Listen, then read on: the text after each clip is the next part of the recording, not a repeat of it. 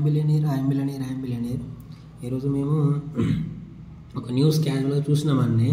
ఒక పర్సన్ 18వ తారీఖు 8వ నెల 2025లో చనిపోయారు. అయితే మేము రివర్స్లో దాన్ని క్యాల్కులేషన్ చేసినాం. అసలు మరి వీళ్ళు ఎప్పుడు పుట్టారు అని టెస్ట్ చేసినామండి. అంటే మ్యాక్సిమం మేము ఎప్పుడు పుట్టారు అని టెస్ట్ చేస్తే న్యూమరాలజీలో మనిషి చనిపోయినది తెలుస్తుంది, బతుకున్నది తెలుస్తుందండి. అంటే అప్రాక్సిమేట్లీ 99% అక్యురేట్ లేదండి. మాది కంపల్సరీ 77%, 80% అక్యూరేట్ అండి. కంపల్సరీ అది మీరే చూస్తారు. ఆమె చనిపోయింది 17వ తారీఖు 8వ నెల 2025. మనకు క్యాల్కులేషన్ చేసినాం జస్ట్. అంటే వాళ్ళు ఎప్పుడు పుట్టారు అని మనకి ఈ మంత్లో ఆమె పుట్టాలండి. యాక్చువల్లీ ఫిబ్రవరి, మార్చ్, మే, జూలై, డిసెంబర్లో మనకు వచ్చేసి ఈ మార్చ్ అనేది సక్సెస్ అయిందండి. మార్చ్లో వాళ్ళు పుట్టినారు, చనిపోయిండ్రు కదా. పుట్టిన ఇది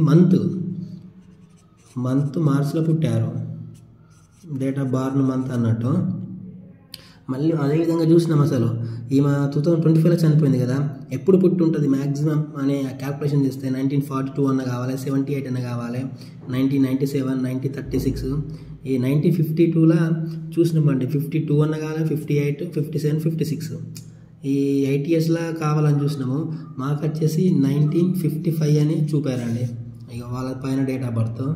ఫస్ట్ మేము ఎట్లా వేసినామంటే ఇట్లా చనిపోయిన డేట్ ఇది, దీనికి ప్యారలల్గా ఎప్పుడు ఈ నెంబర్లకు ఆపోజిట్ వచ్చి చనిపోయింది అన్నట్టు, దీనికి ఆపోజిట్ నెంబర్సే ఉంటాయి కదా బర్త్, దీనికి గుడ్ విల్ ఉన్నట్టు ఇట్లా సెట్ చేసినాము. ఇది వచ్చింది. ఇది జస్ట్ మిస్ అండి. అంటే ఇంకా కొంచెం అక్యురేట్ కావాలి, కానీ మాకు 70% వచ్చింది. అంటే 1956, 57, 58, 52 ఈ ఇయర్లో పుట్టాలన్నట్టు. ఆమె 55లో పుట్టారు, మార్చిలో పుట్టారు, ఆగస్టులో చనిపోయారు. మనకు మార్చ్ వచ్చేసిందండి.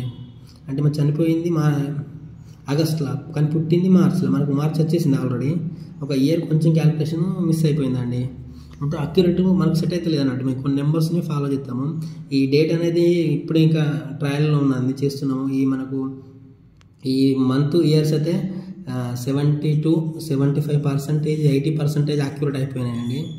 చూడాలి నెక్స్ట్ ఏం జరుగుతుంది అనేది. I'm billionaire.